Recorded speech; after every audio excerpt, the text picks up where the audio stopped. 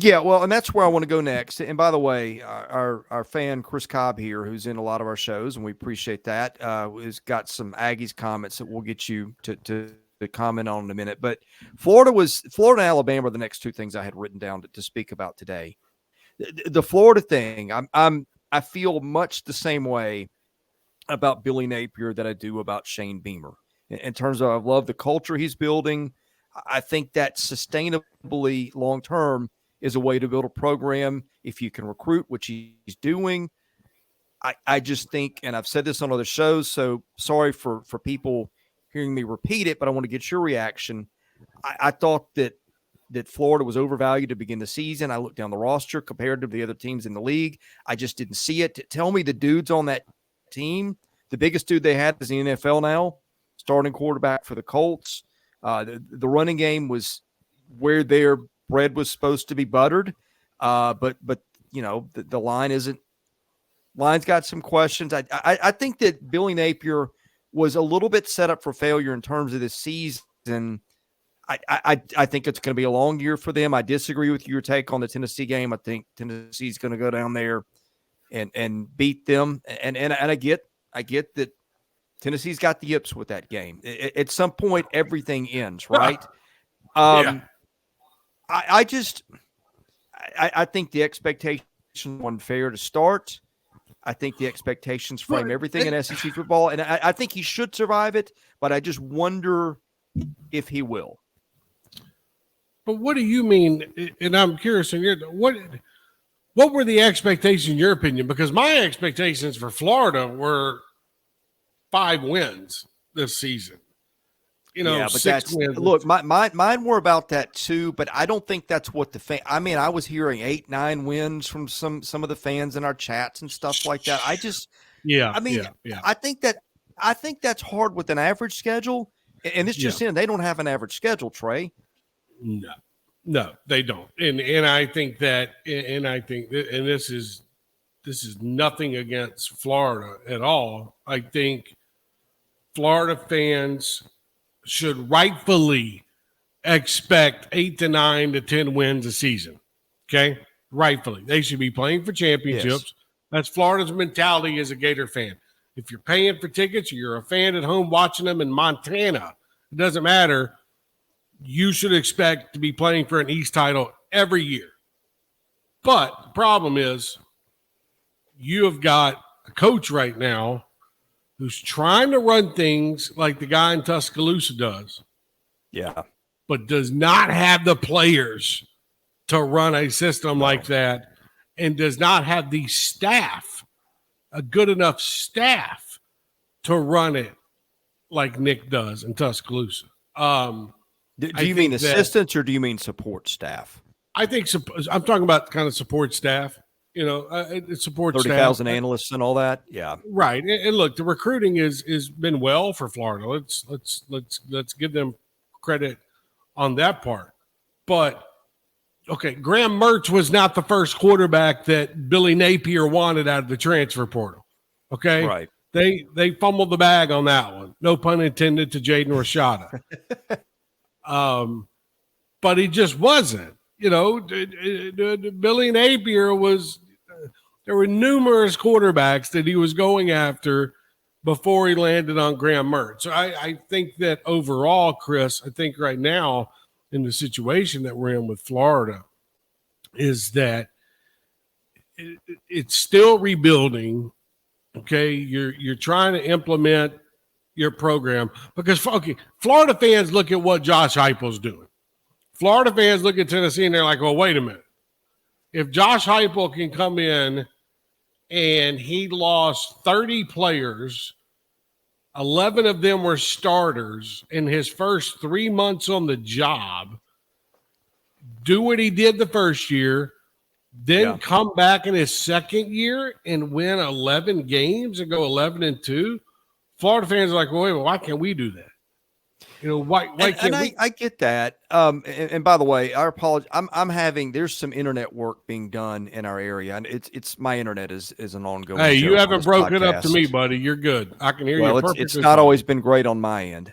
So just for the audience out there, just letting you know, I've got somebody coming out today to look at it. But I think there's one difference between Heupel. Well, there's more than one, but I look at that. Heupel is a coach that's sort of built on a system, and Napier's is built on a process, and a process is always going to be a longer fix than a system. Now, look, Yes. people's patience for that, and look, maybe that's Billy Napier's mistake. I don't know, but you got to go with who you are. Both those guys are building it on who they are, but and I mean, I say that. I still think what Josh Heupel did his first 2 years is literally the word incredible is overused. It gets thrown around a lot, but no, that was incredible because you and I both know how bad a shape Tennessee was in, and also the fact that you had a defensive coach.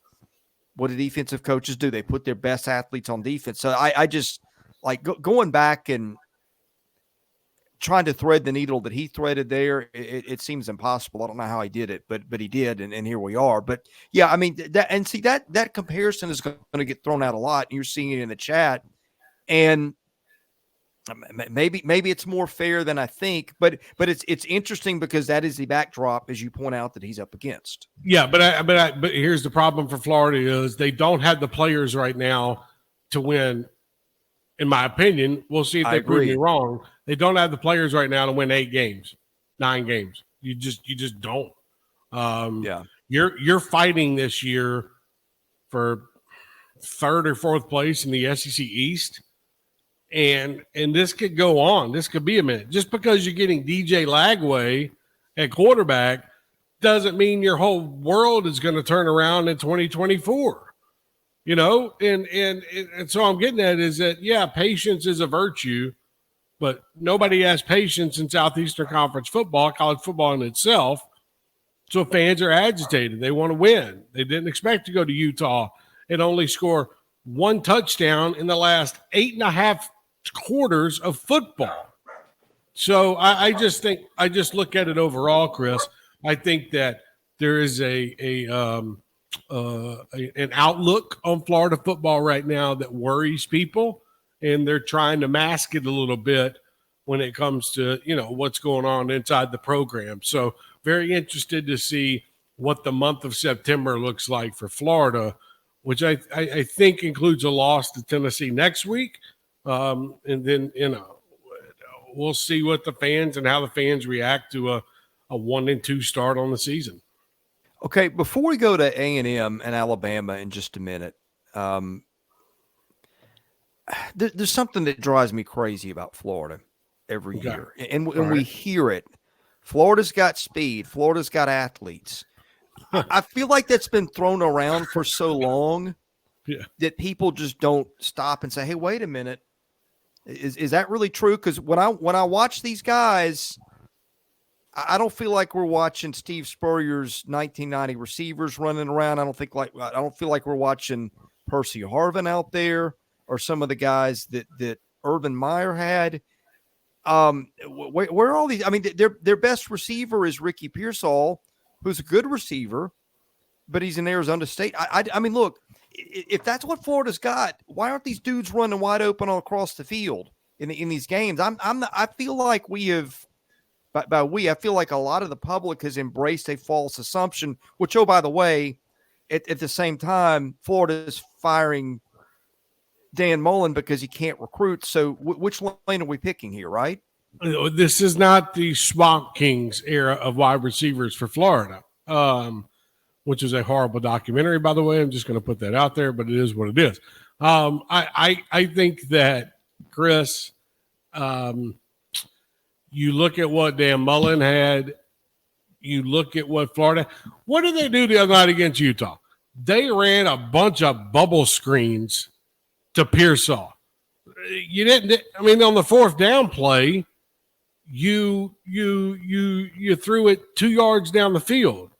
And you thought Pearsall or Johnson was going to be able to make a play. You're not making a play. I didn't see a lot of crisscross patterns over the middle. I didn't see a lot of players running free, in space. And you can't keep talking about how much speed you got until you finally start showing it, and you got to prove it. The best wide receiving core between the city of Gainesville and Tallahassee resides in Tallahassee because they went out and got Keon Coleman from the transfer portal. They got Reem Bell. They got 2 top 15 receivers nationally. Absolutely. Florida has nothing like that. Pearsall's a good player, but he's not those dudes. No, they don't have a guy that you can line up on 2nd and 6 and decide you want to throw a 30-yard out, just to catch defense off guard, and a guy that's going to go make a play. They don't have it. They don't have it, and I think that's what catches up with them a lot during the season is that people are going to pick you apart if all you try to do is run these little dings and dongs to Pearsall Johnson across the middle, or we're trying to get them in space and get them open. Defenses are going to put a spy on one of them guys, and you're going to be screwed from then on. So they got to fix what they're doing on offense, and they better fix it quick.